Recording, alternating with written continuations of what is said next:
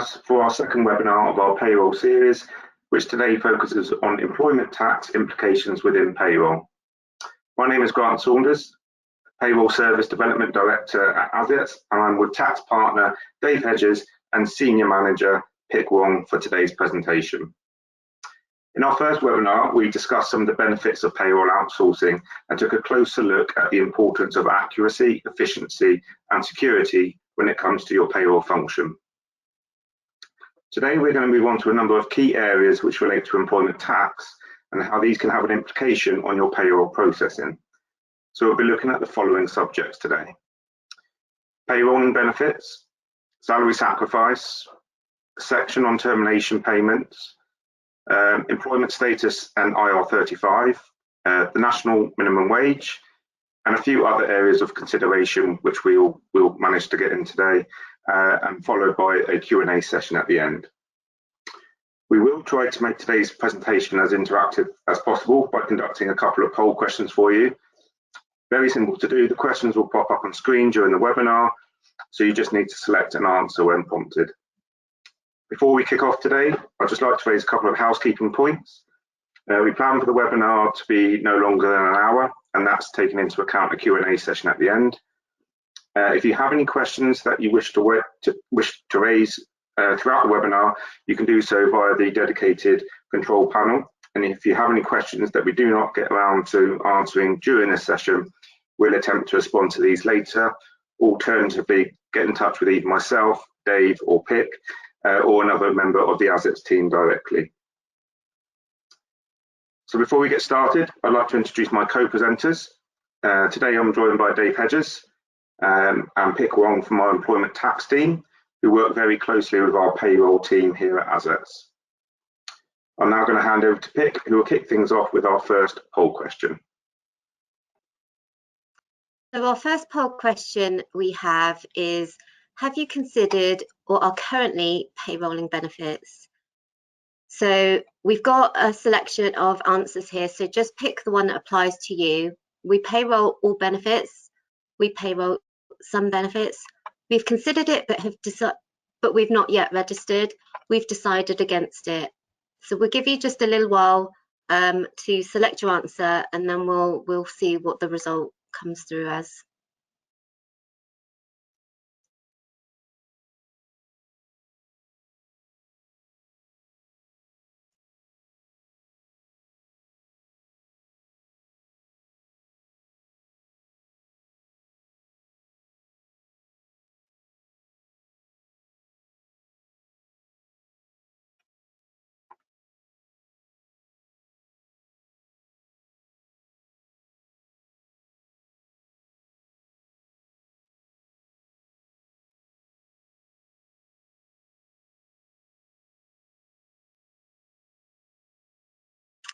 So, okay, a good mix actually, quite level. So some have decided against it, fairly few are payrolling some, considering it. Okay, so let's move on to our first section about payrolling benefits. So P11D forms were first introduced in the early 1960s, so employers are very used to the requirement to complete the forms each year and are comfortable with the annual process. HMRC then introduced formal payrolling benefits from April 2016 as an option for employers. When P11D forms are submitted each year, an adjustment is made to employees' tax code to collect the tax on the benefits retrospectively. There's obviously a delay in HMRC receiving the tax on the benefits that the employees would have had over a year before. So payrolling benefits allows employers to report benefits to HMRC and collect the tax on them throughout the tax year via RTI, and therefore do away with the need to report on a P11D. If an employer decides to payroll benefits, you have to register that you want to do so with HMRC before the start of the tax year that you wish to payroll benefits for. So if you wanted to payroll benefits for the tax year we've just started, you should have registered by the 5th of April. You can choose which benefits you want to payroll. So by registering to payroll benefits, this doesn't mean you have to payroll all your benefits. You can select which ones you want to payroll.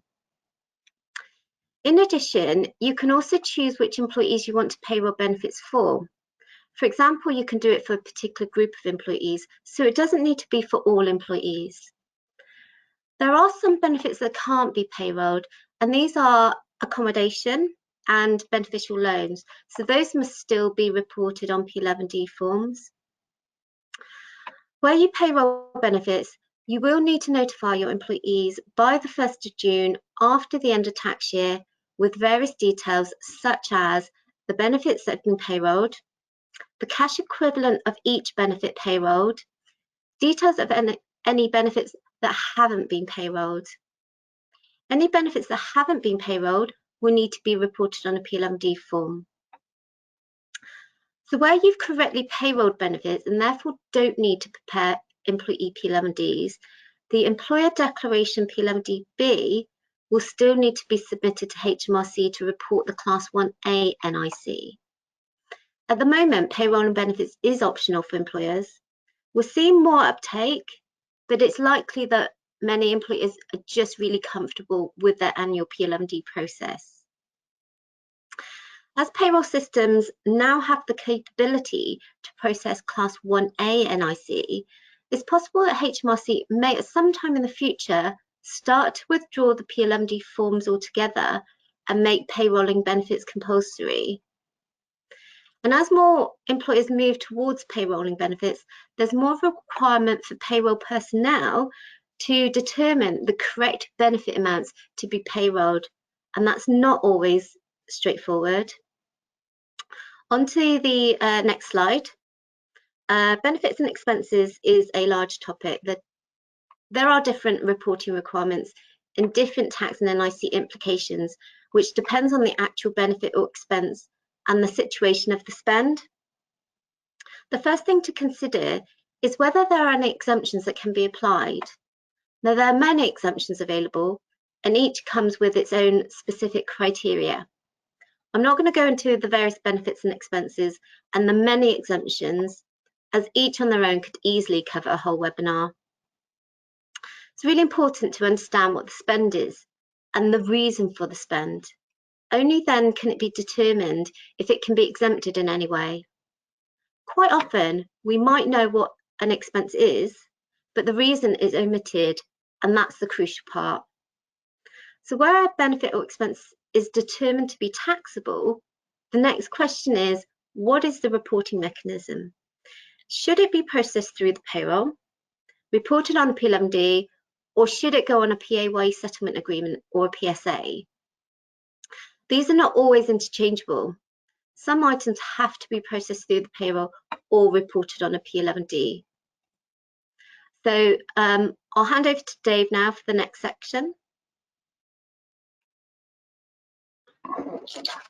Thank you, Pick. That's great.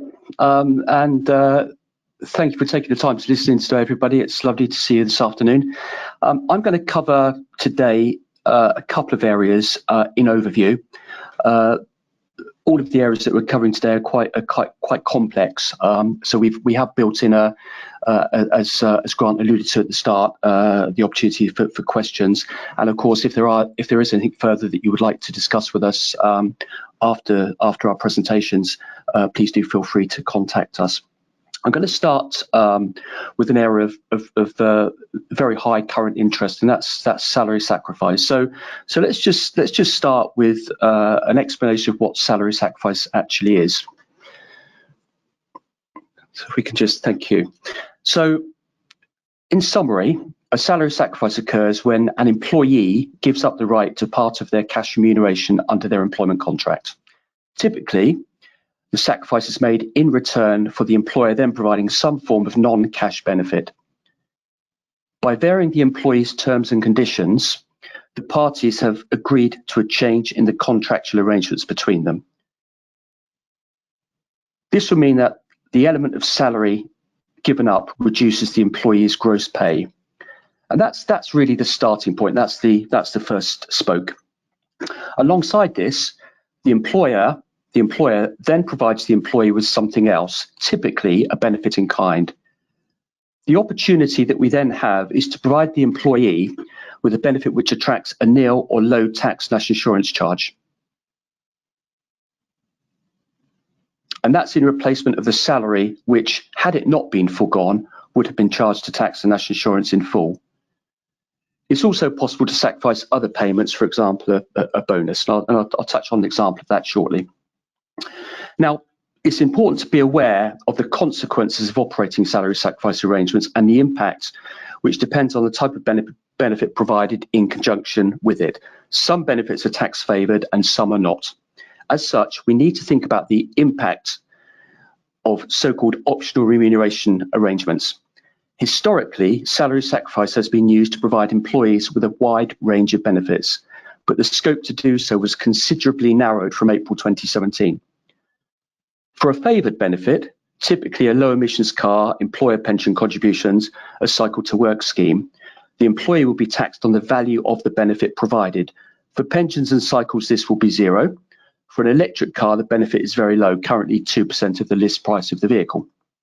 So, in return for giving up a fully taxable salary, the employee is getting a low or nil tax benefit. The employer also makes a significant employer national insurance saving, and this is really the optimum position to achieve. For less favoured benefits, for example, a petrol or diesel car, the salary sacrifice position is less attractive. Under the optional remuneration rules, which I mentioned, the employee is taxed on the higher of the salary foregone or the value of the replacement benefit provided. Thus, if salary is foregone of £5,000 in favour of a car with a car benefit of £3,000, the P11D benefit is the high value of £5,000. There is therefore no tax saving, and the saving is limited to employee national insurance only. So there might still be some benefit in doing it. So the optional remuneration rules are therefore designed to limit the scope of salary sacrifice, and it's important that employers are aware of the rules when considering the benefits to be provided under such arrangements. So if we just move on and look at some areas of difficulty, I think it's fair to say that in regard to salary sacrifice, timing is everything. Paperwork supporting salary sacrifice arrangements must be fully supportive. It's easy to get salary sacrifice right, but the structure needs careful planning and thought, and it's incredibly easy to get things wrong. I thought it would just be useful to give you a small example. So let's look at a company with a year end of 31st of January. Accounts for the year ended 31st of January are finalised on the 31st of July. This allows the amount of an employee bonus to be calculated. The employee is not entitled to the bonus before the 31st of October. He is told the amount of bonus on the 31st of August, so there are lots of dates here, but they are relevant. At this point, he is able to choose between receiving the bonus or the company instead making an employer contribution into the company pension scheme. This is because we have an effective salary sacrifice opportunity as the taxing point for the bonus arises on the earlier of the payment date, that's the 31st of October, and the entitlement date, which is also the 31st of October. Note that this would not have been the case had he become entitled to payment on 31st of August, but payment was simply delayed for some reason. Typically in our scenario, for a successful salary sacrifice payment, it could be that the payment is dependent on the employee still being imposed on the 31st of October. That's what we tend to see. Now, this illustrates the need to consider salary sacrifice arrangements as early in the process as possible. Generally, the later it is left, the more likely the taxing point has already been passed. And this is the aspect that the tax authorities, HMRC, will look at as part of any PAY audit. Now, for directors, there is an added complication that we need to consider when a payment is booked in the company records. We also have to look at that date. This will be the relevant date if it's earlier than the payment and entitlement dates. So we just need to think about the third tier of rules for directors. Now, just to finish off on this section, looking at the pay slips, the reduced sum post-sacrifice should be the amount included on the pay slip. I understand that some payroll software will not easily allow this as a gross pay reduction. Historically, HMRC have placed a lot of reliance on the pay slip layout and arrangements, but pleased to say that's no longer the case. Provided the salary sacrifice documentation is correct, the payslip layout becomes much less important. But of course, it's worth getting it right to ensure that there's no undue scrutiny from HMRC. So that's a brief run through salary sacrifice arrangement and some areas of difficulty. I'll now pass you back to Pick. Excellent, thanks, Dave. So moving on to termination payments.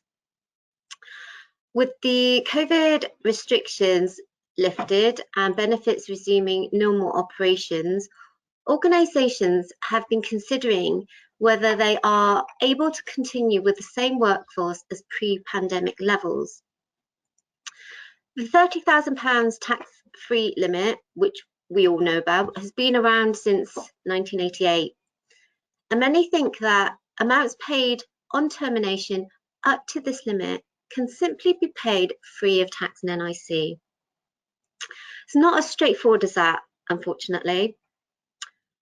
I always refer to it as a termination package because when an employee leaves, the amount they're paid is typically made up of various different elements, and each element needs to be considered separately because they may have different tax and NIC implications.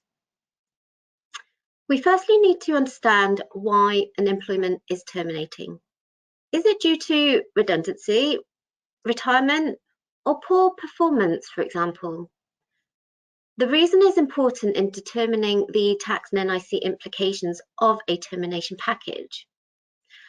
Some of the main payments within a termination package are accrued holiday, pension contributions, non-cash benefits, or maybe benefits that are still going to be provided to the employee after the termination date. Notice pay, payment in lieu of notice, redundancy pay, and maybe some ex gratia payments in there as well. So moving on to the next slide, we then need to understand the contractual position. What's in the employment contract and what's in the termination agreement? We really need to consider what the contractual position is as well. To further complicate matters, where there were changes to the termination payment rules from April 2018, making it necessary to carry out a post-employment notice pay or PEMP calculation. Now that's relevant where an employee doesn't work their full contractual notice period. So the excess notice pay calculated under that calculation will be fully liable to PAYE tax and Class 1 NIC. In addition, where termination payment is subject to the £30,000 exemption, the excess above that £30,000 is liable to employers' Class 1A NIC, as well as PAYE tax. However, there won't be any Class 1 NIC due, so it's really important to get the right class of NIC there. Termination payments can be quite involved, and it really depends on the circumstances around the termination and the amounts being paid. So we have to look at each different element, not just the total amount being paid. There may also be employment law implications that need to be taken into consideration. Now, as tax advisors, we can't comment on those things, and I'm sure we'll get commentary on kind of employment law and HR aspects in our next webinar.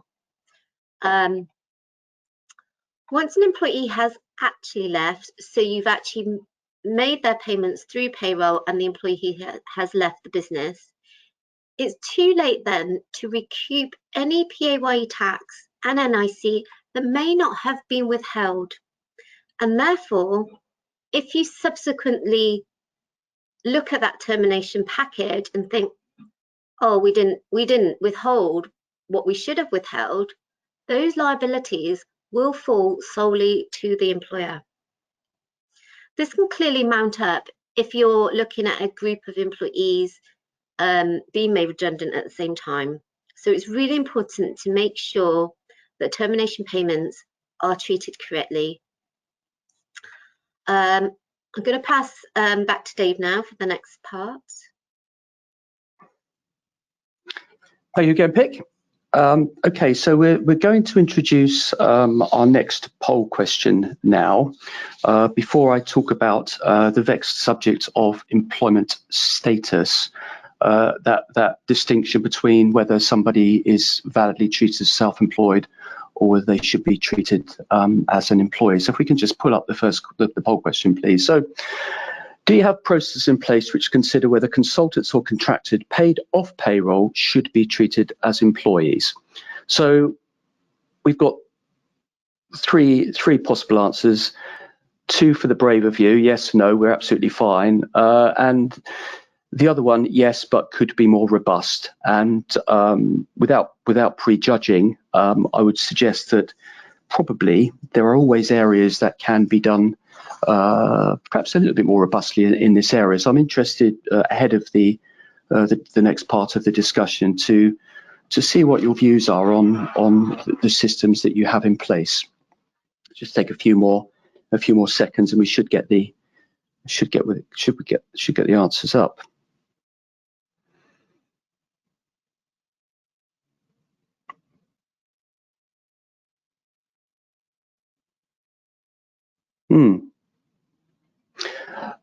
I'm really pleased to see that, because that means that everything I'm going to say is actually hopefully quite useful. Had you all said, yep, no, we're absolutely fine, then you probably could have turned off for the next 5 minutes. So interestingly, I think that really reflects the view that I have, that businesses are now starting to take it quite seriously, this whole issue, but that there is always more that we can do. So if we just move on to the next slide, please. I think it's fair to say that, and we'll go again if we may, please. I think it's fair to say that this has always been an area of keen interest for HMRC, and as I say, I think it's one that's currently heightened, not least by the introduction of new rules from April 2021, which we commonly refer to as IR35. And we'll come on to that more in a second. But broadly, IR35 covers workers provided to an end user via the worker's own personal service company or personal service or PSC, as we tend to call them. But before we talk a bit about those, let's just think about the position for individual contractors, sole traders, let's call them, engaged off payroll by a business. Now, the starting point here is that the onus is very much on the engager to assess the employment status of the individual and appropriately operate PAYE if it looks like an employment type of relationship. Bear in mind, of course, that if at some stage HMRC recategorise an individual as an employee, it's the employing business who will be responsible for the retrospective PAYE tax and NICs it should have deducted. And this is the starting point for HMRC, is that this is so even if the individual has paid self-employed taxes. So the onus is very much on the engaging business to consider employment status and operate PAYE if the role looks like an employment one. And going back to the poll question, that's entirely why a robust review and decision-making process is therefore essential. Now, why is it important? Well, HMRC reviews can be expensive. If you have a lot of off-payroll workers engaged on the same basis and HMRC rebrand them as employees, this could be costly. And bear in mind that any HMRC audit could cover the previous 4 income tax years. And our experience is that quite often businesses will engage a whole bunch of individuals to do the same job. So it can be quite an easy step for HMRC to recategorise the group of individuals as opposed to single individuals. So we just need to bear in mind, if we are a group engager, we may be at heightened risk if we've got lots of guys doing the same thing. So what do we need to think about in terms of determining risk? Well, the decision-making tests that we have evolved through case law. And I'm not going to cover them in depth here, but I thought it would be useful just to give a flavour really of some of the key factors to consider. And just running through some of those, is the individual able to provide a substitute without reference to his engager? How is the individual paid? Is he paid an hourly or day rate, which may be more indicative of employment, rather than a fixed fee for the project, which may be more indicative perhaps of self-employment? Does he have to correct defective work in his own time? Does he incur penalties for overruns? Is he integrated into the business? If he is, that may be more indicative of an employment than a self-employed individual. And does he work alongside other employees, or work alongside employees who are carrying out similar work? If he is, then perhaps he looks a bit more like one of them rather than an independent contractor. And does he expect work to be given to him on a regular basis? So all of those factors need to be borne in mind. Now, we don't have a cast iron list of the things that are the most important. Each of the individual factors must be weighted on a case-by-case basis, and for some instances, some issues will be more important than others. It depends on the nature of the engagement. But it is the engager's responsibility to consider the PAYE position, and it's him, the engager, who carries the risk if HMRC do not agree self-employment and are successful in that assertion. So that's the position for individuals. Let's have a quick look at IR35. So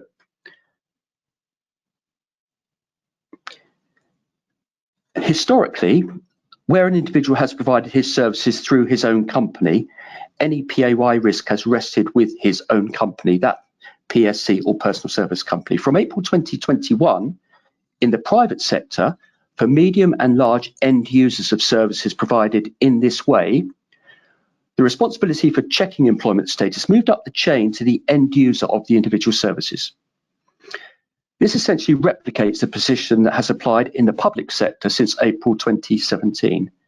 Now, this means that if a medium or large business engages an individual via his own company, the end user business must consider whether the individual is providing his services such that he looks like an employee of the end user. But bear in mind, this is only a tax test, and we refer to these individuals as being deemed employees for tax purposes. Now, I've referred to a medium or large end user in what I've just said. Broadly, a medium or large end user is one which meets two of the following three tests. The first is engages more than 50 employees.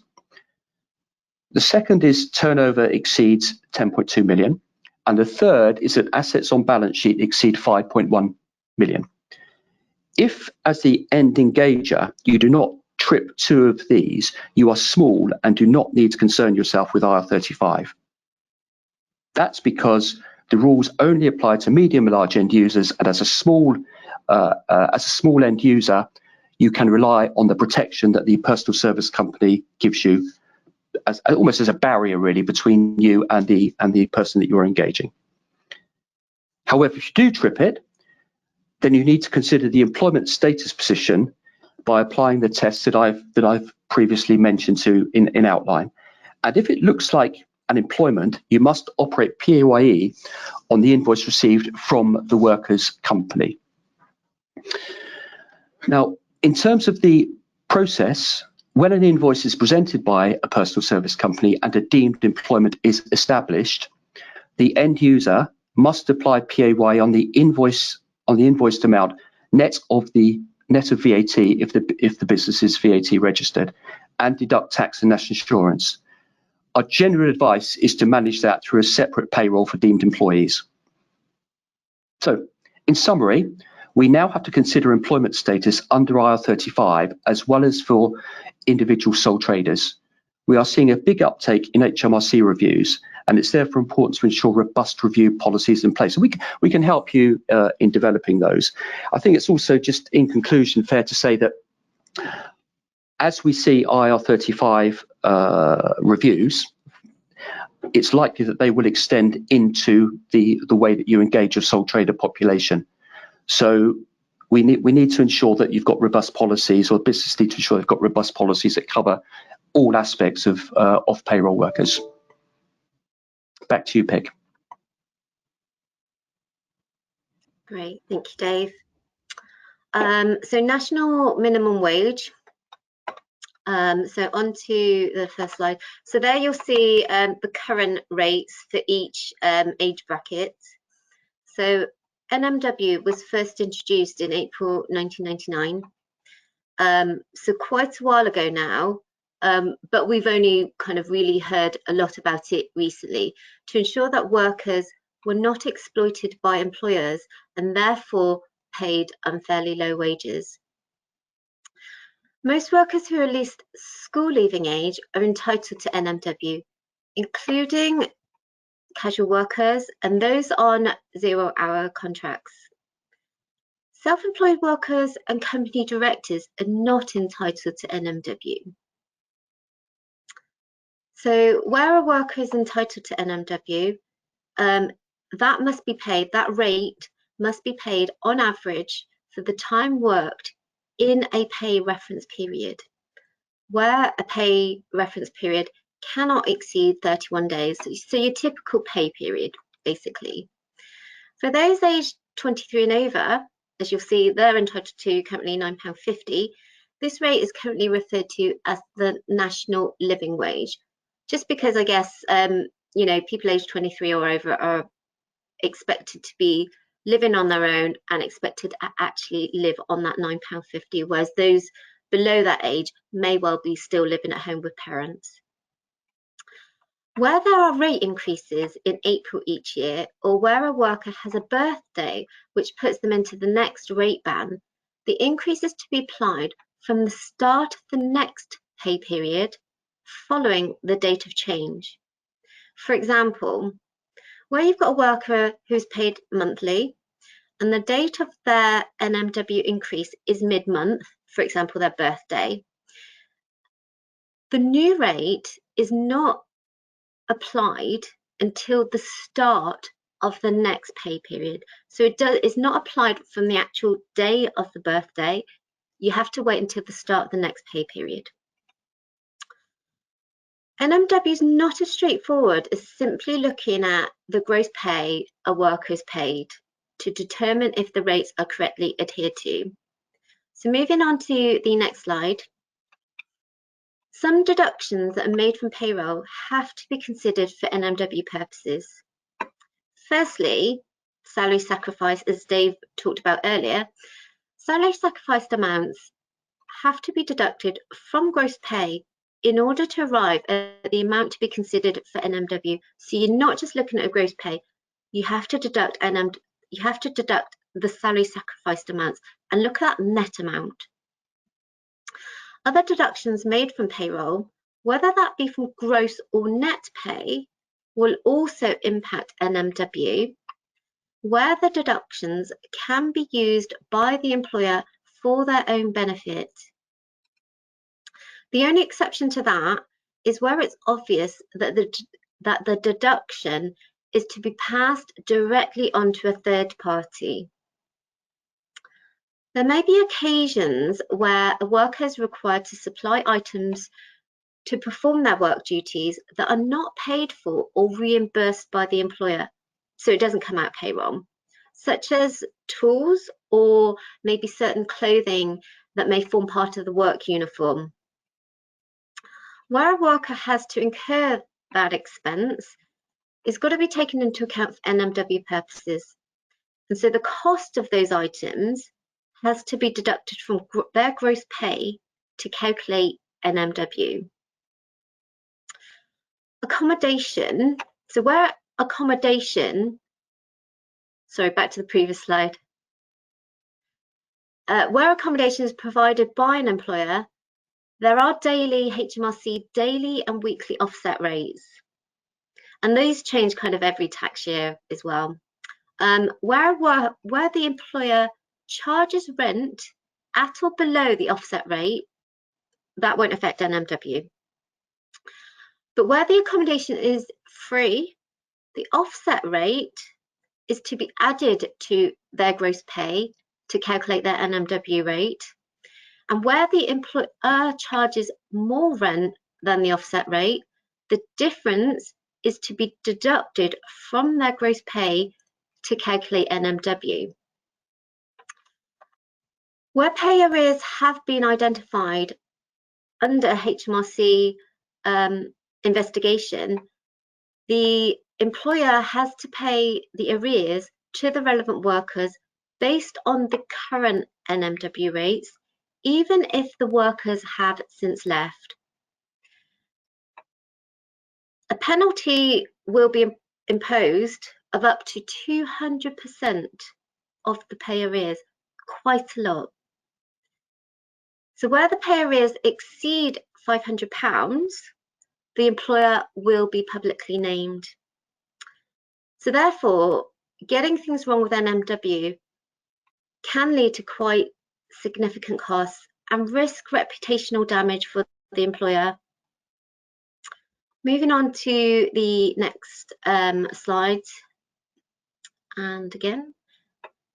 So finally, just on kind of other areas, finally, I just wanted to touch on very quickly on a few other key employment tax areas that impact on payroll. Internationally mobile employees can create quite complex tax and social security issues, whether that be from formal international assignments or from ad hoc remote working arrangements. So obviously we've had the pandemic and we've all gone back to work, but we're a little bit more flexible. People are working, we've got hybrid working going on, some are in the office, some are working at home. Some may have chosen to work overseas, or they may be from an overseas country and they've decided to stay there. Well, now that's possible, but does that create an issue for your employer with regards to tax and NIC? Also, share schemes. You've got different share plans going around, certainly in the UK, and then even more when you're looking at overseas employers as well. So UK approved share schemes or plans will largely escape any UK tax and NIC implications if the criteria for each plan is adhered to. However, for unapproved plans, a PAYE withholding obligation may well be triggered. And this will largely depend on the plan detail itself, so it's specific to each employer's plan, and the actual share transaction happening. So we've got to look at each, like case by case. We don't unfortunately have time to go into any detail into these areas. And as you'll appreciate, we could actually have a separate webinar for each of the topics we've covered in their entirety. So now I'd like to invite Grant back on screen for our question and answer section. Thank you, Beck. Thank you, Dave. Okay, so we've had a few questions come through, and we've still got sort of 20 minutes, so we should be able to get through a good number of them. So I do not currently payroll benefits in kind, but would like to do so next year. I think this is one for Pip. You said I can apply by the 5th of April 2023 for year commencing 6th of April 2023. Can I apply earlier though? Yes, you can. That is the quick answer. You've got to apply before the start of the tax year you want it to apply from. But the advice is, don't kind of leave it to the end of the current tax year. So you can register in advance and actually do that. Our advice is do that. So it'll give time for HMRC to get things in place, to take things off tax codes if a benefit is on a tax code, because they'll know that you're going to payroll it. So we need to take things off the tax code because they know they're going to receive their tax in real time. So the advice there is, like, if you want to payroll benefits formally, get in there early, register, be ready for it, give HMRC the chance to be ready themselves in the background, especially if you've got a large population of employees. There's a lot of tax codes to get through. So give HMRC the chance to get that in place. Yeah. Could I just, yeah, I completely agree with that. I'd just add into that leaving it until very close to the 5th of April, as Pick says, does mean that you could end up in this situation where the benefits being payrolled through salary, and also the employees paying tax on it through the tax code. So you've got a double hit until the code is amended. The one area where we see payrolling benefits used very commonly is around private medical insurance. It's a very obvious one to actually do, because we tend to know what the benefit is. It's a static benefit that maybe will increase once a year or change once a year, and can be easily amended in year. And it just takes away. We've seen a number of employers who've just had, perhaps it's the only benefit they provide, but they provide it to 250 employees. And actually payrolling the benefit means that they do not have P11D reports required. As Pick said in her session, you still have to report on a P11D B from memory, Pick, to report the Class 1A national insurance, but it significantly reduces the administration burden as well. So not mandatory. We suspect it might become mandatory over the course of the next few years, but certainly something which can make life a lot easier for employers. Great, thank you. Dave, I think this will be one for you. When assessing whether a company is small for IR35, is the test applied to the employing subsidiary only, or to the whole group under a common parent? So you have to look on a group basis, and it's a common pitfall, actually, that there may be a subsidiary that is engaging the personal service company, but we've got to look at the size of the engaging entity on a group basis. And one of the things that we've seen quite regularly is that there might be perhaps a UK subsidiary or perhaps an American parent, and in itself the UK subsidiary is relatively small. Certainly doesn't meet two of the three criteria I mentioned, and in itself that would be fine if it was a standalone business. But for the purpose of the test, we've got to look at it on a group basis. The other thing I would say with that is that it's important for businesses to keep a constant watch on those tests, because there is a requirement for them to there is a little bit of breathing space, if you like. But once they've applied the test, they then have to think about whether or not they come within scope. I think it's from memory, it's from the start of the next financial year. So they do have a requirement to keep a constant check on whether or not they hit those criteria in full or in part. Excellent, thank you. One for you, Pick. On shares, if there's a share option exercise, will this need to be processed through payroll?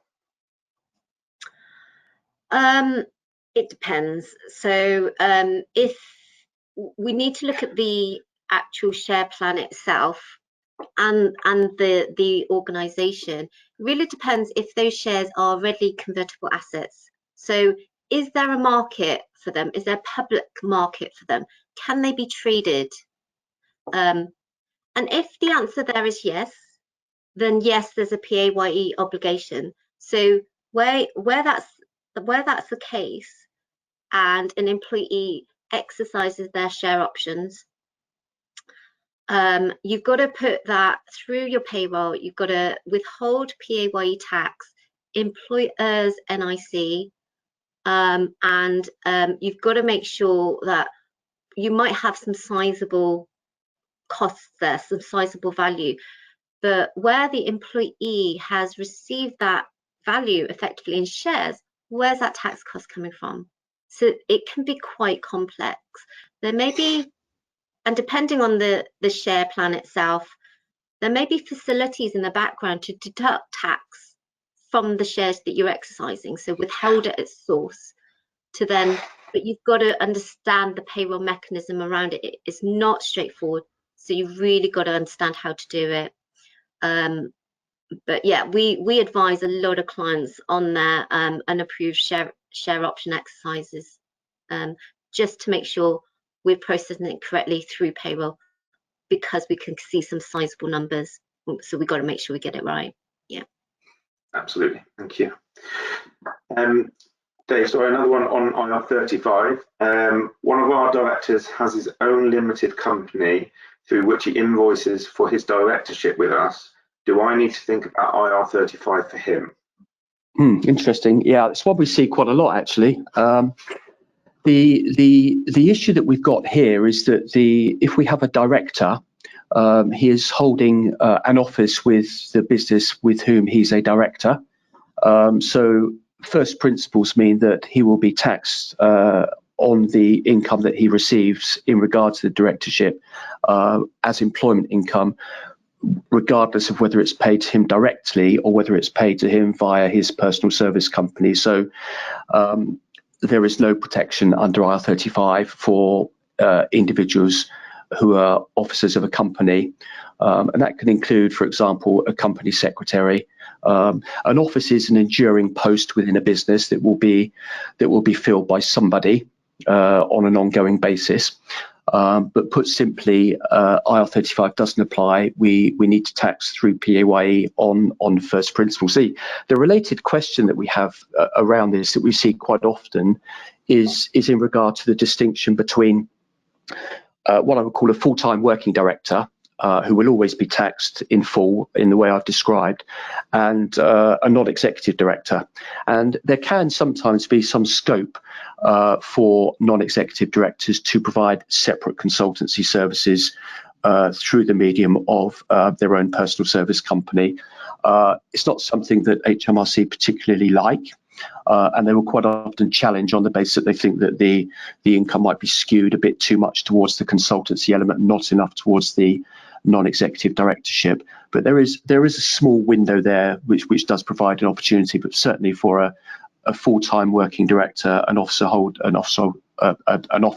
that type of position, we don't look to IR35 for any protection at all. Hope that helps. Yeah, that sounds great. Thank you. Pick one for you. Are there any benefits that cannot be payrolled? So obviously most benefits can be payrolled. Dave touched on the private medical insurance, which is the easy one to do. There are some benefits which currently HMRC won't allow us to payroll. And those are specifically accommodation. So where an employer provides their employee with accommodation, so where there is a taxable benefit there on that accommodation, that can't currently be payrolled. The other one is for beneficial loans. So where a loan is provided to an employee or director that exceeds £10,000, where interest or low interest has been charged, that will trigger a loan benefit in kind that would typically have to be reported on a P11D. So again, for loans, they can't be payrolled either. So for those two, they can't be payrolled. But for most other benefits can be payrolled. There's a way to do it. You might have, obviously, PMI is the easy one, as Dave said. You might have, say, cars. Cars is a typical benefit we see.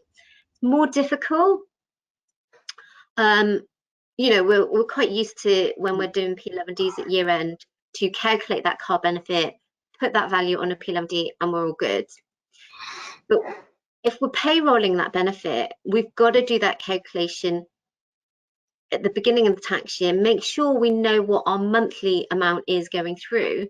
But then what if employees change their car partway through the year? We've got to change that calculation, and that can be quite tricky if you're doing those calculations mid-year at the same time you're trying to process your normal monthly payroll. So it can be quite complicated. But yeah, those two, accommodation and loans, that you can't currently payroll. Not quite sure why, actually, because you can still calculate them and get them in. So it's kind of watch this space.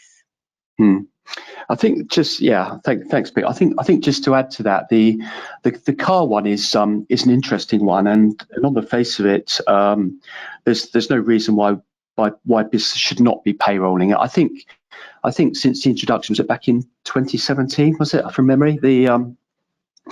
I think employers have tended to shy away from payrolling company car benefits, but certainly I've got a couple of clients that do it now, and they don't really see any particular problem with it. And from an employee's perspective, it does allow you just to shift the deduction, the cost process, into sort of neater monthly segments. I guess the other thing, Pick, that we see quite often is leaving employees as well, and they can be quite complex. When people leave, there might be a need to make an adjustment to the payrolling benefit calculation prior to them leaving. Sometimes that's not always possible to collect the full amount. Or it may be that it's thought about after the employee's left, and then we do need to then think about reverting to another reporting mechanism, which would typically be the P11D to pick up the residual cost. So there are some factors which do make payrolling benefits in kind a bit trickier, but anecdotally, our experience is that it's a system that once employers have got into the routine of managing it and managing the calculations, and they know how to manage those calculations, it's relatively straightforward and does significantly ease the admin process at year end. Yeah, and also if you come to the year end, you do still need to look at, okay, what were the benefits we payroll throughout the year. You can always do that true up exercise at year end, and if there is an under deduction, an under amount that you have failed to put through payroll throughout the year, you can always do that true up at year end, and just do that revised last month's FPS, get it all into payroll so that you're not having to do that mop up P11D. So there's ways around it, but as we said, there may be sometime in the future that HMRC are going to do away with that admin burden of P11D forms, get it all onto payroll. Why is there a need to do additional, paper forms? Great, thank you, guys. Pick one for you. If health insurance renews partway through the tax year, is it possible to adjust the payroll benefit amount where the cost increases during the year? Yeah, I think we've answered that. Yes, you can. So it's just to keep an eye on things in real time, just as you would, your normal pay elements when you're doing your payroll. So if you are payrolling benefits, provide that information as well. So where you have a rate increase, provide that information with your normal payroll details, and highlight to your payroll providers, hey, we need to increase the amounts for these employees because we've had a rate increase. And it's quite common. Easy.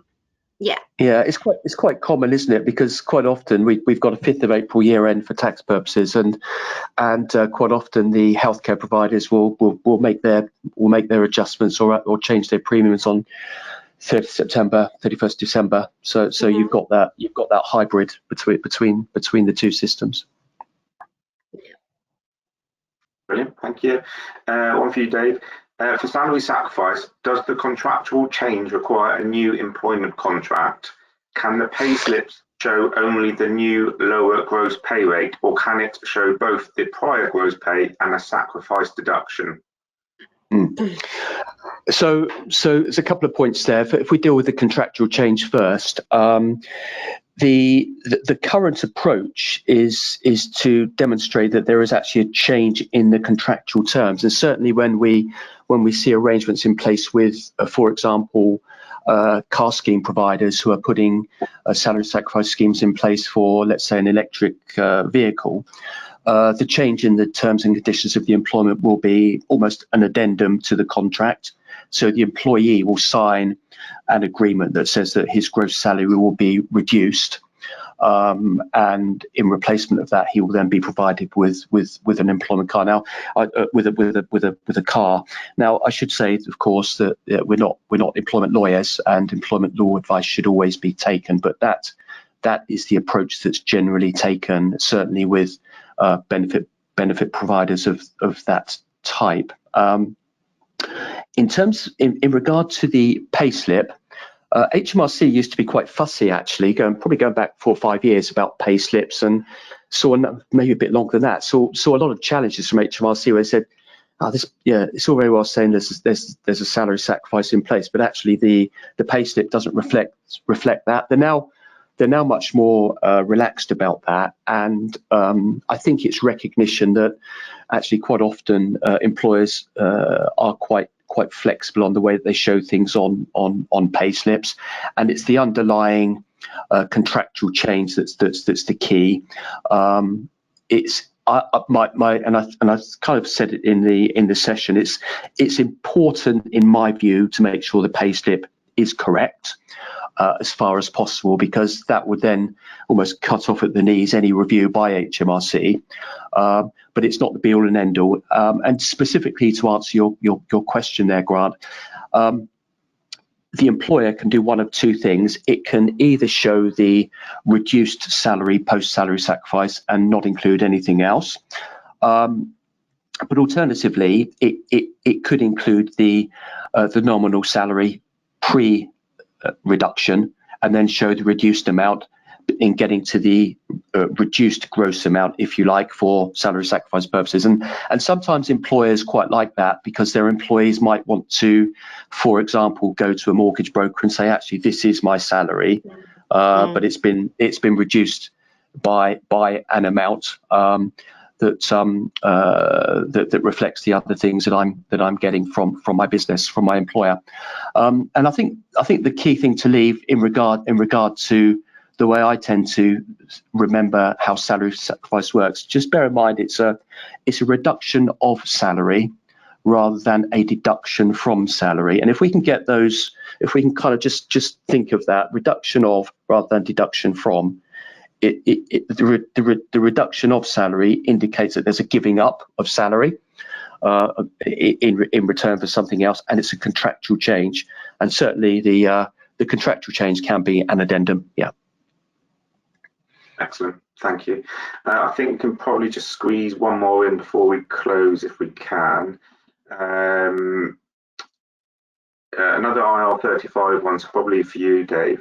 What happens if a contractor disagrees with an IR35 assessment that we do? So as the end engager, what you need to do is provide something called a status determination statement to the individual and to his PSC, and that really sets out the reasons for the decision that you've made, and the reasons why you think that the individual's work is such that it's caught by IR35, and as the end engager you will operate PAYE. So there's a requirement for you to provide that statement to the to the person that you're engaging. The individual has essentially a right of appeal against that, and what the end engager then needs to do is really revisit the review that he's made and either affirm or perhaps gather some more information to reassess the position, which may allow him to change his mind. Now, in most of the cases that we see where there is a robust review process in place and this status determination statement is issued, they tend to be upheld, so we don't tend to see a significant number of change. But it does happen from time to time. But to answer your question, Grant, there is an opportunity for the individual to challenge the decision that's been made by the end engager. But bear in mind that the end engager, if he does change the decision and he's incorrect, if at some future stage that is reviewed by HMRC, then it will be the end engager that's on the hook for the PAY that he has incorrectly failed to deduct. That's not to say that there shouldn't be a robust process in place, and there shouldn't be changes where appropriate, but it needs to be looked at carefully on both sides. But yeah, to answer your question, there is a review process which the individual can rely on. Brilliant. Thank you, Dave. Thank you, Pick. I think we're going to have to come to a close now, as it's 1:30. I do hope we've covered a good level of material on employment tax implications within payroll in a clear and concise manner, such that everyone feels more informed. If there are any questions that we haven't got around to answering, we will try to reply to you all individually within the coming days. So reflecting on our subject today, we wanted to ensure our clients and contacts know who to reach out to. So should you have any further questions, the slide on the screen now provides our contact details, or please speak with your usual Azets representative. Please do get in touch, as we are here to help. We will be sending the slides and recording from today to all participants, so please keep an eye on your inbox for these. This brings our session to a close. So I'd like to take this opportunity to thank my fellow presenters, Dave and Pick, and to all of you for listening and participating. We wish you all a lovely afternoon. Thank you. Goodbye. Grant.